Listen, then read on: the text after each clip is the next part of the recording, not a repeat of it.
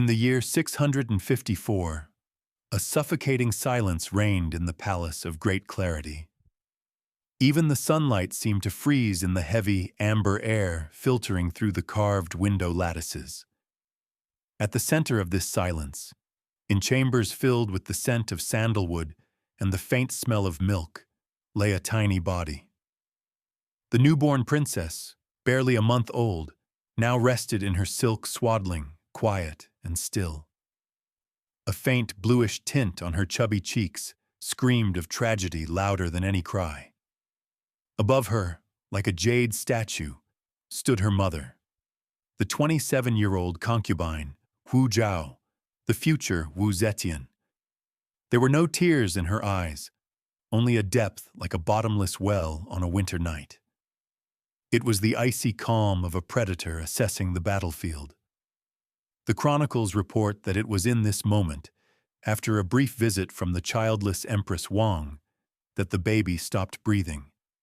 And when Emperor Gaozong entered soon after and saw his lifeless daughter, it was Wu Zetian who first let out a heart-wrenching scream that echoed through the forbidden city. It was the cry of a mother's grief, but it was also the starting pistol in the most brutal political race China had ever seen. In that instant, she turned her greatest vulnerability, her motherhood, into her most lethal weapon. Here, by the cradle of her dead daughter, the central paradox of her life is born. A woman who gives life uses the death of her own child as a stepping stone to the throne. This event became the dark sun of her legend, the question historians would ask for the next 1,500 years. Was it a monstrous slander by her enemies, or the first, most ruthless move in a chess game where the prize was the empire?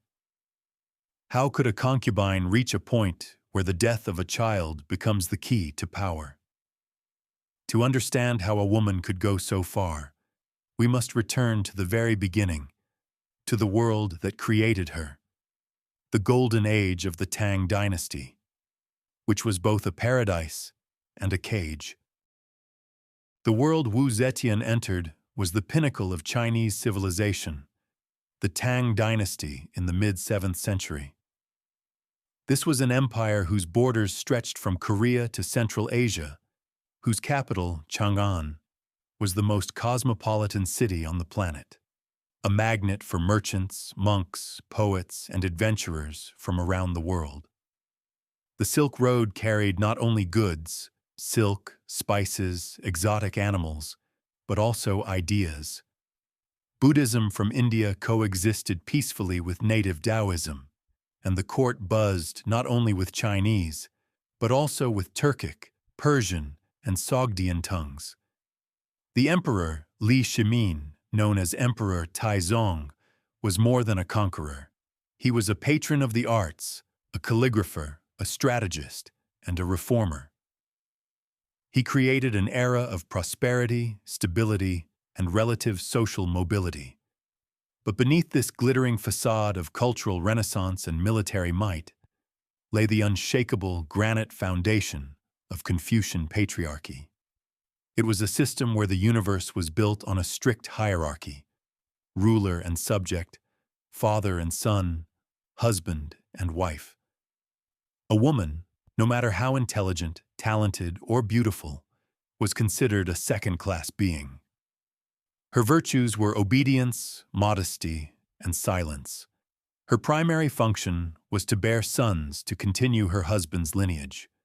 Her world was confined to the inner chambers of the home, and her ambitions, if they existed at all, were to be directed solely toward the good of her family. In this universe, a woman could not own property, inherit titles, or hold public office. The very thought of a female ruler was not just heresy, it was a violation of the cosmic order. It was into this golden cage, this world of colossal opportunity for men and almost none for women, that the young Wu Zetian stepped. She saw the empire's greatness and power, but she also felt its invisible bars. And it was this contrast between external brilliance and internal bondage that became her greatest challenge, sparking in her not a desire to fit into the system, but a drive to break it and rebuild it for herself. The roots of Wu Zetian's ambition ran deep into the soil of her origin, which was both an advantage and a stigma. She was not born to the ancient aristocratic clans of the Northwest, the families who had controlled the highest posts in government for centuries. Her father, Wu Shiyue, was a new man, a nouveau riche merchant who had made a dizzying career through foresight and luck. He had backed the future founder of the Tang Dynasty, Li Yuan, during his rebellion. For this loyalty, he was richly rewarded with a high post and a noble title. However, to the old aristocracy, he remained an upstart, a parvenu whose wealth was not sanctified by centuries of noble blood. Wu Zetian inherited her father's sharp mind, his business acumen, and most importantly, the understanding that power is not given by birthright, but is won in a brutal struggle. From childhood, she saw how her wealthy family was despised by those who boasted of their ancestors. This created in her a lifelong outsider complex, a burning desire to prove to the world that she, a merchant's daughter, was worth more than all those puffed-up aristocrats combined. This feeling of social inadequacy fueled her relentless energy.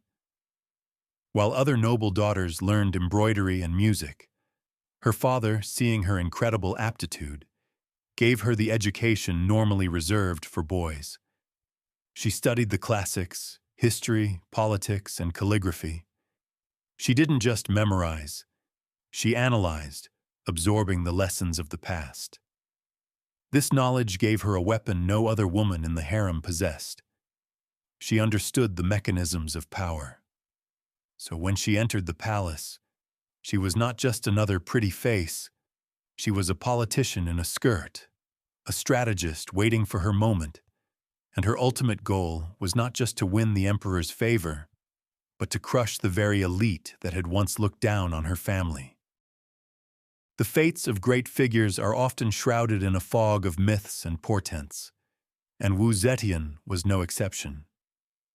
These stories, whether born from rumor or court propaganda, created an aura of inevitability around her. The most famous of these prophecies, recorded in the chronicles, appeared during the last years of Emperor Taizong's reign. A mysterious book of predictions began to circulate, which said, "After 3 generations of Tang, a warrior ruler will rise who will become master of the empire." This phrase was a sinister play on words. Wu's surname, Wu, is a homonym for the word warrior. The prophecy seemed to point directly at her clan. Emperor Taizong, a pragmatic but superstitious man, was deeply alarmed. He launched a secret investigation, and his suspicion fell not on the 14-year-old concubine, but on one of his most valiant generals, Li Zetian, whose nickname was Little General Wu. The emperor tested him. At a banquet, he jokingly called the general Wu Niang, Lady Wu, and the general, sensing no trap, laughed. That was enough. Soon, Li Zetian was accused of conspiracy and executed along with his entire family. Taizong was certain he had neutralized the threat. But by a bitter irony of fate, the real warrior ruler was right under his nose, in his own harem, quietly watching and learning. This prophecy became both a sword of Damocles and a banner for Wu. Her enemies would later use it as proof of her demonic, usurping nature.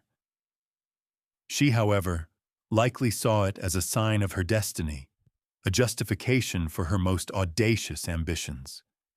It gave her the confidence that she was not just fighting for power, but following a preordained path.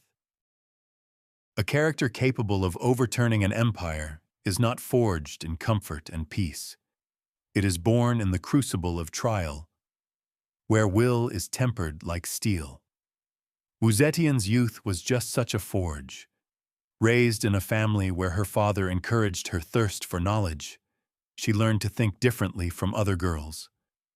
She read Sun Tzu's Art of War and the biographies of great rulers. When, at the age of 14, she was selected for Emperor Taizong's harem, she entered a world that was both a paradise and a deadly trap.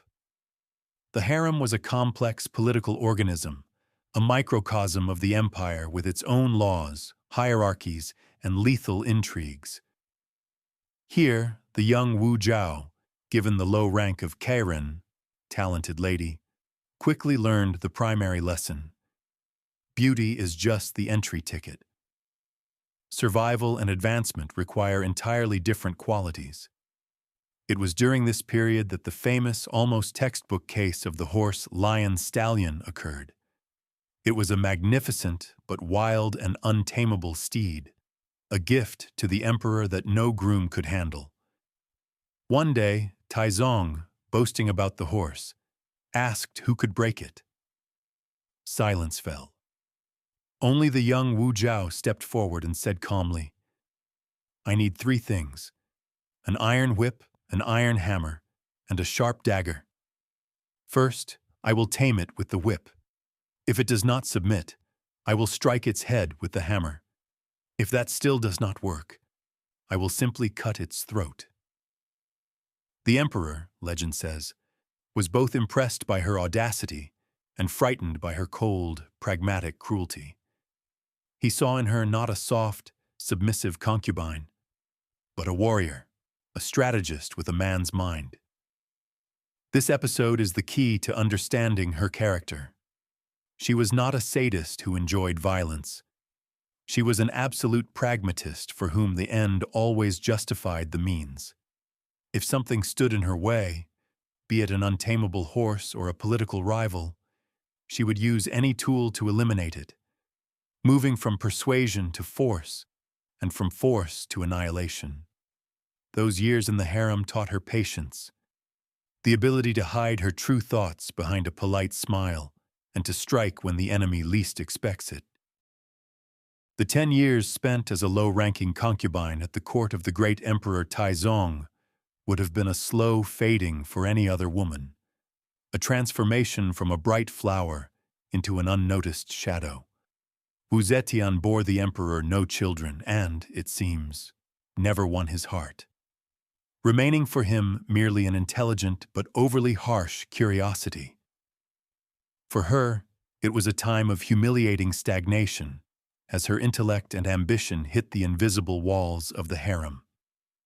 But where another would have broken or submitted, Wu Zetian turned her prison into a university. This was her first, most important test, a test of patience and observation. She did not waste time on empty gossip. She studied. She watched how the Empress and high-ranking concubines wove their nets, how ministers and generals fought for influence, how one careless word could cost a person their head. She absorbed the science of governance, memorizing the names, connections, weaknesses, and strengths of every significant player at court. And it was in this period of obscurity that she made her first, most brilliant, and riskiest move. She understood that her future was not tied to the setting sun, the aging Emperor Taizong, but to the rising one. Her gaze turned to the crown prince, Li Zhi. Li Zhi was the complete opposite of his powerful father, soft, indecisive, melancholic, and in poor health. He often came to visit his father, and it was there, the chronicles say, that he met Wu Zetian. She was 4 years older, more experienced, more intelligent, and possessed the steel will that he so desperately lacked. She saw in him not just an heir, but pliable material from which she could sculpt her future. A secret, forbidden affair began between them, a relationship between the emperor's concubine and his son, an act tantamount to incest by Confucian standards and punishable by death.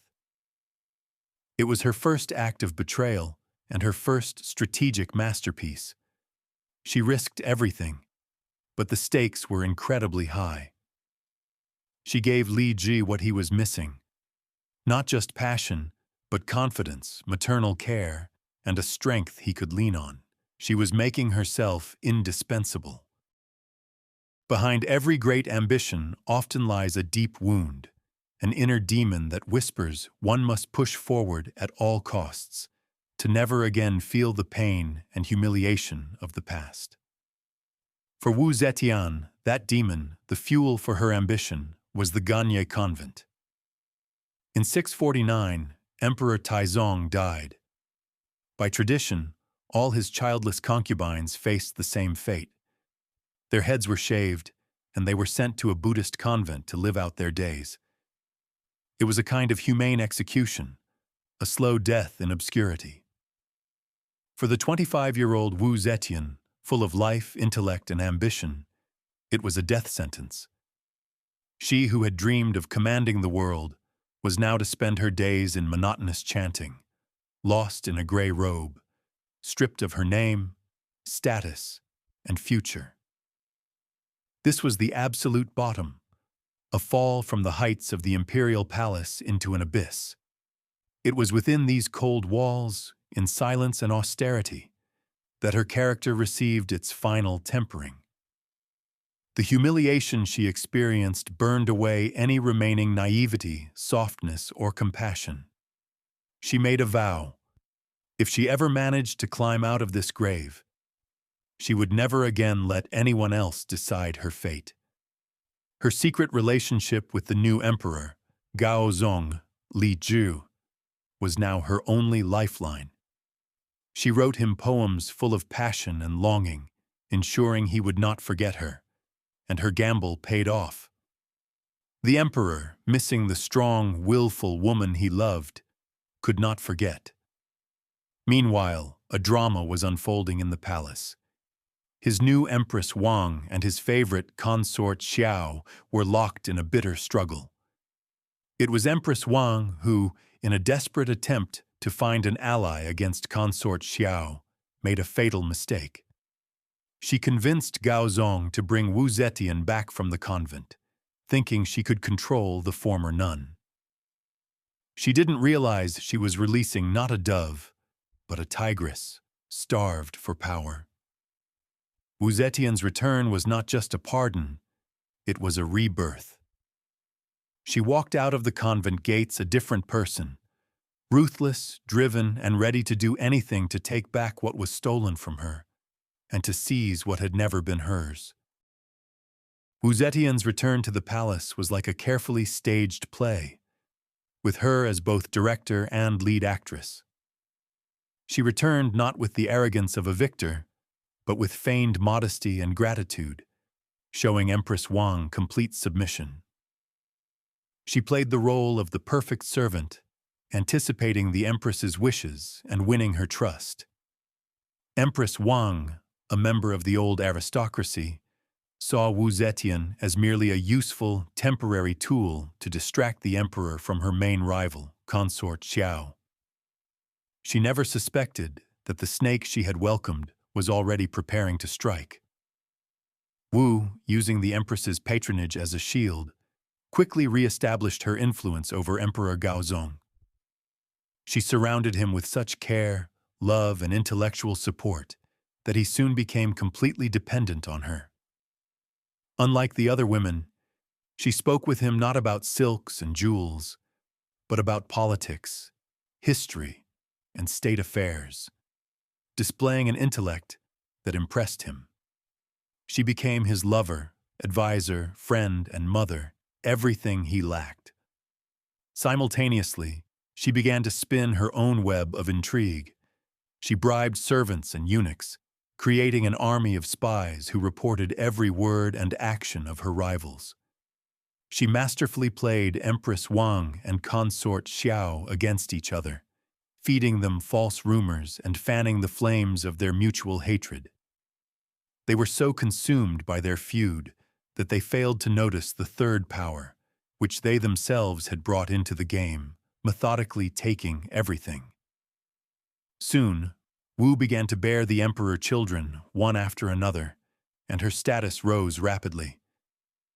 She gave him 2 sons, strengthening her position. And then, feeling her power, she made her next move, the one that led to the tragedy with her newborn daughter. It was the culmination of her plan, to eliminate both rivals in a single shocking blow. Her return from the ashes was not luck. It was the result of cold calculation, flawless acting, and a deep understanding of her enemy's psychology. As Emperor Gaozong's health steadily deteriorated, likely from a series of strokes and severe headaches, the political landscape of the Tang Empire began to change. The center of power, like a magnetic needle, started to shift from the dragon throne to the chambers of his favorite wife, now Empress Wu Zetian. This was not a quick coup, but a slow, creeping process that took years. Gaozong, increasingly withdrawn from daily affairs, began to delegate more authority to her. At first, she merely read him memos that his failing eyesight couldn't decipher. Then, she began to offer her own comments and advice, which, to the astonishment of the ministers, proved to be remarkably astute. Soon, she was sitting behind a screen during official audiences, listening to reports and effectively dictating decisions to her weak-willed husband. This was an unprecedented violation of all Confucian norms. A woman, meant to be silent and remain in the shadows, was now running the empire. The conservative ministers from the old aristocracy were horrified. They protested, begging the emperor to remove his wife from power, but Gaozong, completely dependent on her both physically and emotionally, refused to listen. The culmination of this process was the emergence of the unofficial, but universally understood, title of the 2 holy rulers. The emperor and empress were seen as a single entity, as 2 suns in the sky. At official ceremonies, they were carried in matching palanquins, and her orders carried the same weight as his. For Wu, it was a triumph. She had achieved a level of power unthinkable for any woman before her. But she understood that this power was derivative. It depended entirely on the life and will of her husband. She was the moon reflecting the sun, and she was already preparing for the day the sun would set, and she would have to either become the source of light herself or be plunged into darkness forever. This period of co-rule was her invaluable dress rehearsal for her future solo reign. Becoming the de facto co-ruler, Wu Zetian began a methodical and ruthless campaign to destroy those who stood in her way. Her main target was the powerful aristocratic clans of the Northwest. These families considered themselves the true masters of the empire. They controlled key posts in the army and government, and viewed both the imperial Li family and especially the upstart Wu Zetian with open contempt. They had been the main opponents of her rise to empress, and their leader, the emperor's uncle and powerful chancellor, Zhang Sun Wuji, was her mortal enemy. Wu knew that as long as this old guard held power, her own position and the future of her children would always be under threat. She began to act, using a combination of legal manipulation, provocation, and political terror. She initiated reviews of old cases, finding pretexts to accuse her enemies of conspiracies, real or imagined. Her agents fabricated evidence, bribed witnesses, and extracted confessions through torture. One of the first to fall was Zhang Sun Wuji. Accused of plotting a coup, he was stripped of his titles and exiled, where he was forced to commit suicide. Other pillars of the old aristocracy followed. Their clans were ruined, their property confiscated, and they were either executed or sent into exile. This was not just a series of political murders, but a true social revolution. Wu Zetian filled the vacant posts with new men, talented scholars, minor officials, and officers of non-noble origin who rose through the state examination system. These new appointees had no ties to the old elite and owed their advancement entirely to her. In this way, she was not just destroying her enemies, she was destroying the very foundation of the old aristocracy's power, replacing the principle of blood with the principle of personal loyalty and talent. Understanding that brute force and terror alone could not ensure stability, Wu Zetian employed a dual strategy that became the hallmark of her rule. On one hand, she perfected a system of total control, relying on her so-called cruel officials. This was her unofficial secret police, a network of investigators and judges with extraordinary powers. Men like Lai Junchen and Zhou Xing were masters of torture, capable of extracting a confession for any crime. They encouraged anonymous denunciations. An atmosphere of fear and suspicion enveloped the capital. This terror was aimed primarily at the old aristocracy and members of the imperial Li clan. Wu used these officials like a scalpel, cutting out any potential opposition. But on the other hand, parallel to this machine of repression, she created a completely different center of power: the North Gate Scholars. This was her personal think tank, a group of brilliant but low-born scholars she gathered at court. These men were boundlessly loyal, owing their advancement solely to her. She tasked them with compiling books, editing documents, and developing political strategy. In effect, the Northgate Scholars became her shadow government, a parallel administration that allowed her to rule in spite of the conservative and often hostile official ministries. This dual system was a brilliant invention. The whip of the secret police kept the elite in fear, while the think tank provided intellectual and administrative support for her power. She proved to be not just a cruel tyrant, but a wise ruler who knew how to find, value, and promote talent, creating a new, meritocratic elite that became the pillar of her throne. In 683, after nearly 35 years of rule, Emperor Gaozong died. For most of the empire, it was the death of a ruler. For Wu Zetian, it was the moment of truth. Her husband, her protector, the source of her legitimacy, the sun in whose light she had ruled, was gone. Now she was alone. A woman of almost 60, a dowager empress, surrounded by a hostile world that was just waiting for the moment to cast her down. By all laws, written and unwritten, her time was supposed to be over. Power was to pass to her eldest son, Emperor Zhongzong, and she was to retire to the inner palace. Any other woman would have done so. But Wu Zetian was forged from different metal. For 30 years, she had held the real levers of power. The thought of handing it all over to her weak-willed son was unbearable. She watched as his new wife, Empress Wei, began promoting her own relatives. Just 2 months after his ascension, Wu found a pretext. Emperor Zhongzong, in a fit of anger, joked that he would gladly give the empire to his father-in-law. Wu Zetian accused him of treason. Assembling loyal ministers and the army, she stormed the throne room, stripped her son of his imperial regalia, demoted him, and sent him into exile.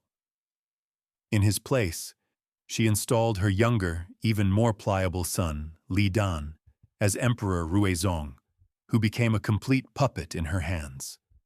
This was her Rubicon. She had openly challenged the entire Confucian system. She was no longer the shadow behind the throne. She was the throne. The apex of her audacity, her moment of supreme hubris, was an event that shook the foundations of Chinese civilization. In 690, after several years of ruling through her puppet sons, she decided she no longer needed a screen. She was 67 years old, and she wanted to enter history not as a regent, but as a full-fledged monarch, equal to the male founders of great dynasties. She did the unthinkable, backed by fabricated popular petitions, Buddhist prophecies declaring her a reincarnated bodhisattva, and the support of her new, loyal elite. She deposed her son. But she didn't just take regency. She declared the end of the Tang Dynasty, which had ruled China for nearly 3 centuries. In its place, she proclaimed her own dynasty, which she named the Zhou, after an ancient, idealized era. And most importantly, she took the purely masculine title of Huangdi, Emperor. She became Wu Zetian, the Shengshen, holy and divine, emperor.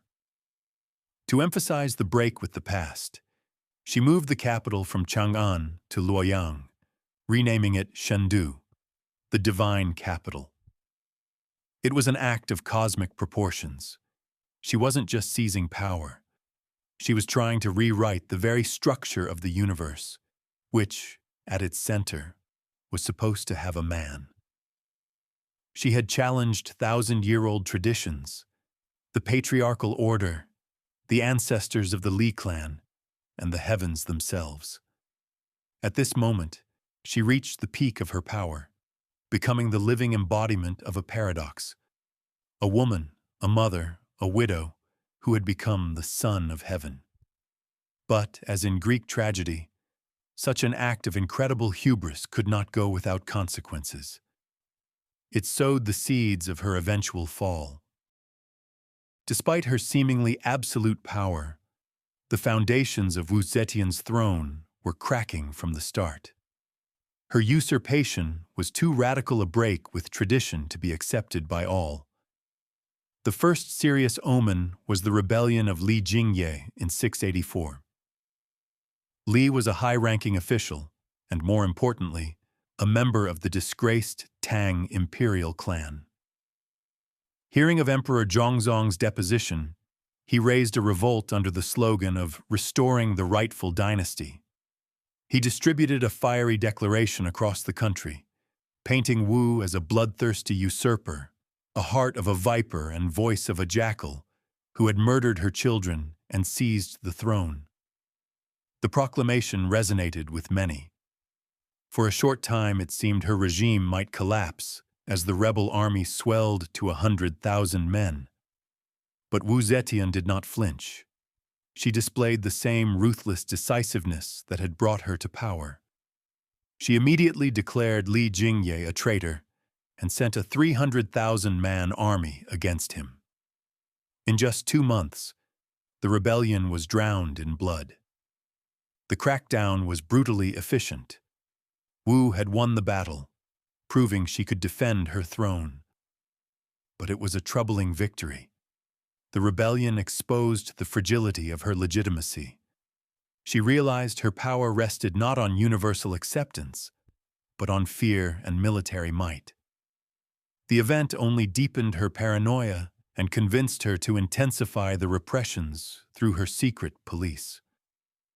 She had crushed the revolt, but the ghost of the rightful Tang Dynasty continued to haunt her.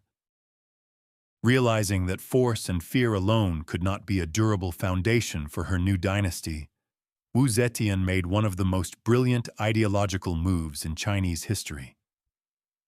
She turned to Buddhism.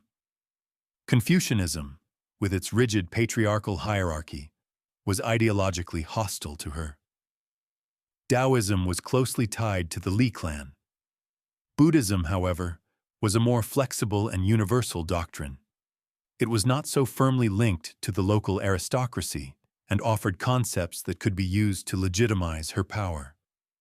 Wu Zetian became a generous patron of the Buddhist community. She donated vast sums to build monasteries, commissioned translations of sacred texts, and summoned prominent monks to court.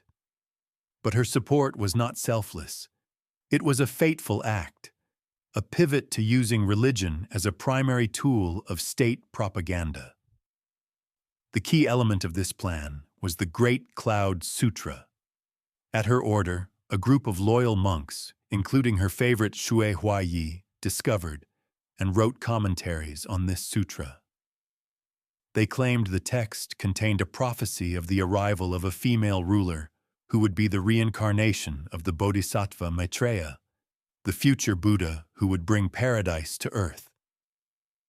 This ruler, according to their interpretation, was Wu Zetian. It was brilliant. She was no longer just a son of heaven, like the male emperors before her. She was a living deity, a bodhisattva in the flesh.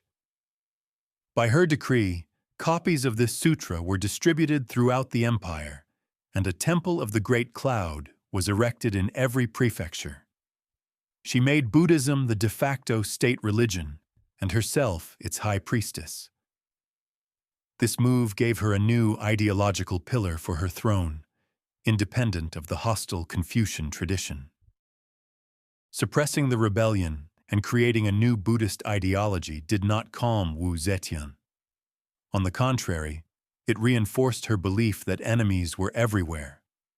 She expanded and strengthened her secret police, and for several years, from about 686 to 697, China plunged into an era historians would later call the Reign of Terror. The internal power struggle reached its peak of cruelty. At the head of this system were the cruel officials, like Lai Junchen, who even wrote a manual for interrogation, a textbook on fabricating accusations and applying torture. Informing on others became the chief social elevator and the quickest way to get rid of a rival. Anyone, from a high minister to a simple peasant, could be accused of conspiracy. The accused were immediately arrested and subjected to sophisticated torture to extract confessions and names of accomplices. Acquittals were practically impossible. This terror was aimed primarily at the old elite. Dozens of members of the imperial Li clan and their supporters were executed on trumped-up charges. But terror, like a double-edged sword, began to devour its own creators. The cruel officials started scheming against each other. Zhou Xing was executed on the denunciation of his colleague Lai Junchen. In the end, Lai Junchen himself went too far, attempting to fabricate a case against Wu Zetian's own sons and relatives. Sensing a threat to her family, the Empress did not hesitate to order his execution. His death in 697 marked the end of the bloodiest phase of the terror. This era had allowed Wu Zetian to clear the political field and consolidate her dictatorship, but it left deep scars on Chinese society, creating an atmosphere of universal distrust and cynicism. While her domestic policy was increasingly stained with paranoia and repression, on the external frontiers, she proved herself a competent and energetic ruler, continuing the expansionist policies of her Tang predecessors. Her reign was not a time of peace. It was an era of constant military conflict that confirmed China's status as the dominant power in East Asia. One main theater was the Korean Peninsula. Wu Zetian continued the policy of supporting the Silla kingdom, which, with her backing, succeeded in unifying the peninsula, becoming a key vassal state of Tang China. The most difficult and draining confrontation, however, was with the powerful Tibetan Empire to the west. The Tibetans were at the peak of their power and constantly challenged China for control of the strategically vital Silk Road oases. Wu Zetian waged an almost continuous war with them, which ebbed and flowed. She sent huge armies and, though her generals won key victories, she never managed to definitively break Tibetan resistance. She also had to constantly repel raids from nomadic tribes from the north. These military campaigns required not only skilled generals, but an effective administrative system. In this, Wu Zetian proved to be an outstanding organizer. She personally controlled military appointments and rewarded valor. On one hand, these wars drained the treasury and required higher taxes. But on the other, they demonstrated to the world that a woman on the dragon throne did not mean a weak empire. She proved she could defend her borders and conduct an aggressive foreign policy just as well as any male emperor. Understanding that her power, built on terror against the aristocracy, needed a broader social base, Wu Zetian pursued a policy of courting the common people and the new, non-aristocratic elite. She knew that the mandate of heaven depended on the well-being of the people. She undertook a series of important economic and social reforms. One key measure was agrarian reform. She ordered new land registries to distribute the tax burden more fairly and encouraged the cultivation of new land. Taxes for peasants were lowered, and during famines, she distributed grain from state granaries. But her most important and far-sighted reform was the improvement of the state examination system. This system allowed any man, regardless of origin, to pass exams and receive a government post. Wu Zetian significantly expanded this practice. She increased the number of exam sessions, introduced new degrees, and even personally presided over the final palace exams. In doing so, she opened the doors of the bureaucracy to thousands of talented men from non-aristocratic families. This was a double blow to the old elite. She not only physically destroyed them, but also broke their monopoly on government positions. She created a new class of scholar officials who owed their careers not to their bloodline, but to their own intellect and her patronage. These men became her most loyal support, a new aristocracy of talent that buttressed her regime against the old aristocracy of blood. Wu Zetian's ambitions stretched far beyond politics and war. She sought to leave her mark on the very fabric of Chinese civilization: language. As part of her new Zhou dynasty, she initiated one of her most unusual reforms: the creation and introduction of new Chinese characters. Between 12 and 30 new characters were created to replace some of the most common and symbolically important old ones. This was an act of supreme power, a demonstration that she, as emperor, had the right to shape the very way her people thought and communicated. Each new character was imbued with a deep symbolic meaning. For example, the most famous was the new character she created for her own name: Zhou. Zhou. It was her personal invention, combining the characters for sun, ri, and moon, yue, shining over the character for sky, kong. The meaning was clear. She was the singular being, like the sun and moon, shining over the entire world. It was a visual embodiment of her divine status. She ordered these new characters to be used in all official documents. This reform met with silent resistance from Confucian scholars, who saw it as a barbaric distortion of sacred script. While most of these innovations did not stick and were abolished immediately after her death, the act itself demonstrates the scale of her personality and her desire for total control. Like many rulers, Wu Zetian understood the power of architecture as propaganda. To assert the glory of her new Zhou dynasty and overshadow the old Tang capital, she began a grandiose construction campaign in her new capital, Luoyang. The centerpieces were two colossal structures.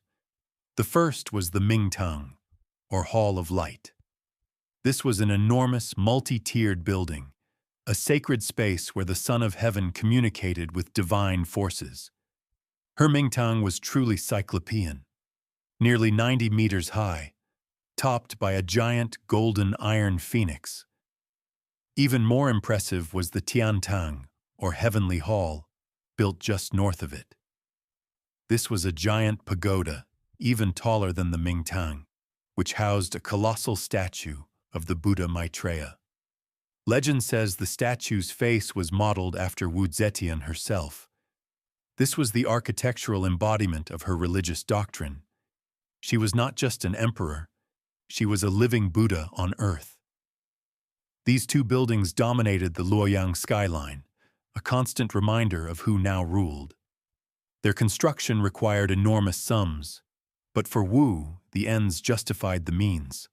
However, Their fate was as dramatic as their creators.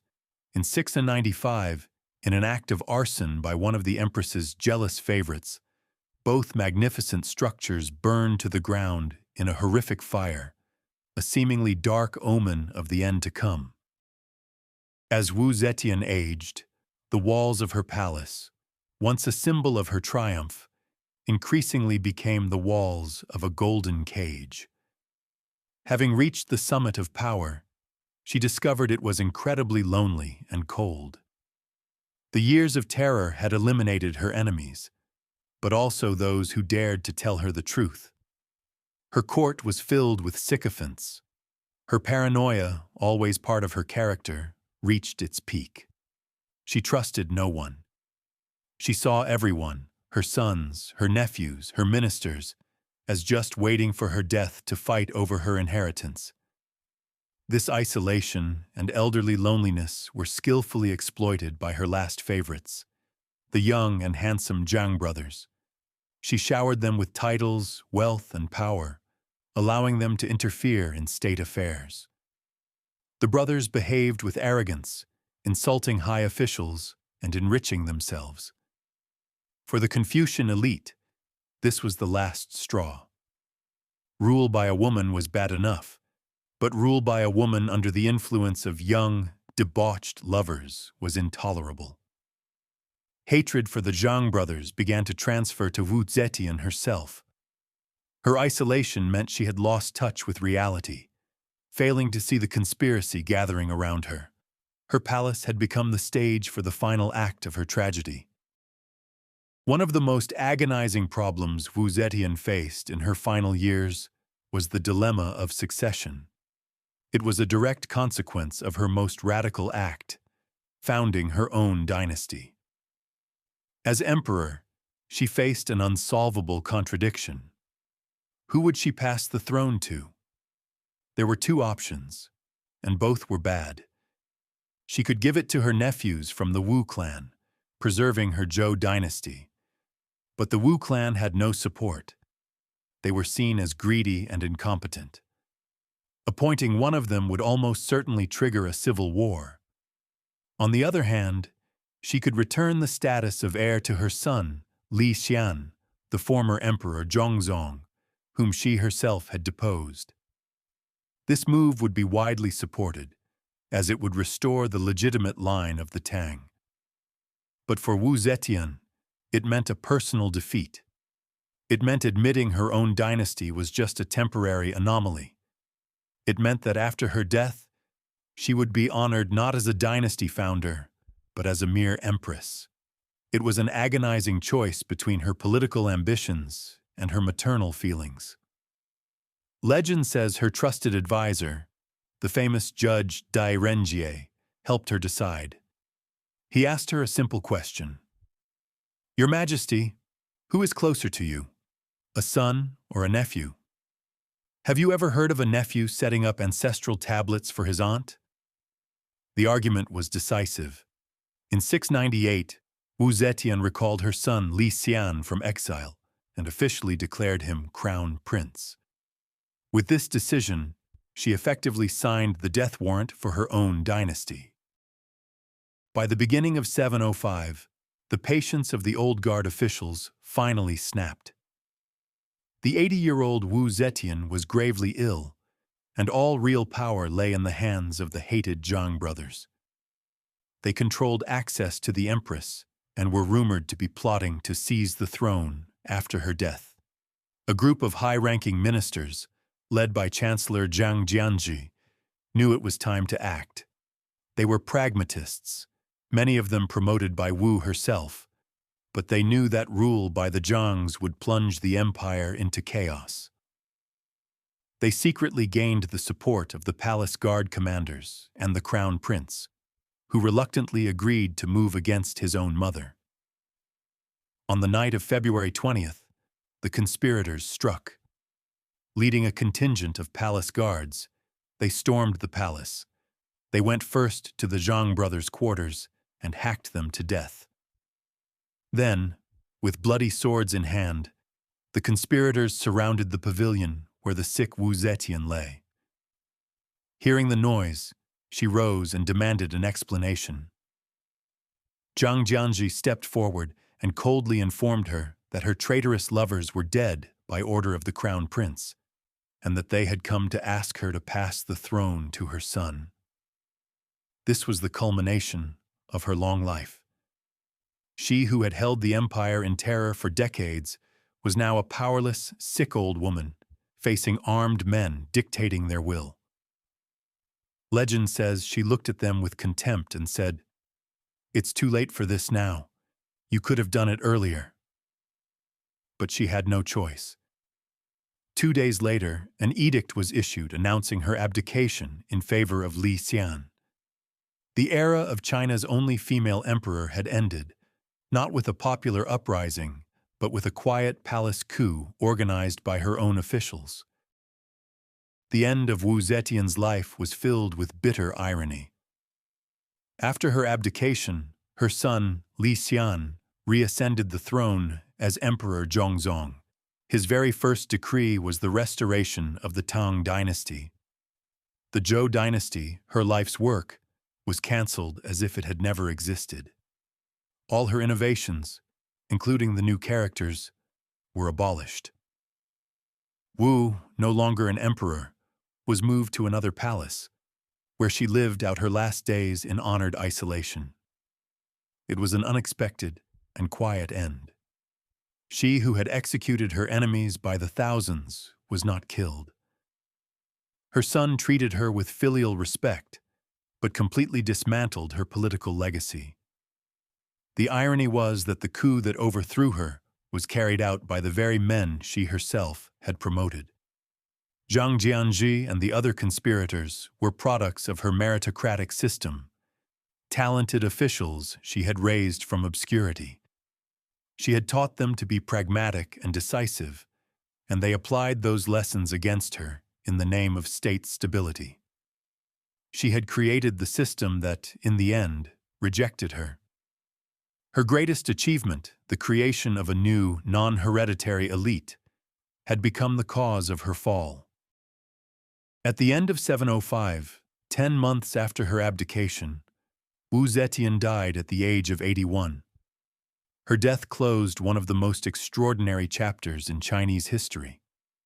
But even her burial became a symbolic battle for her legacy. Before her death, she allegedly left a will asking to have the title of emperor removed and to be buried as Empress consort next to her husband, Emperor Gaozong. Was it an act of repentance, an admission of defeat, or one last cunning political move to secure a proper burial? We will never know. Her wish was granted. She was buried in the Qianling Mausoleum, in the grand tomb she herself had begun for her husband. In death, she was symbolically reinserted into the patriarchal structure she had fought so fiercely to destroy. In front of her tomb, a massive stone stele was erected, just like the one for her husband. But while Gaozong's stele was carved with his many achievements and virtues, Wu Zetian's stele was left blank. Historians still debate why. Perhaps her son did not know how to describe his mother's reign, so full of incredible contradictions, greatness and cruelty, wisdom and terror. Perhaps he felt her deeds were too vast to be put into words, or perhaps it was her own final wish, to leave a blank page for future generations to judge her for themselves. This nameless stele became the most powerful symbol of her legacy.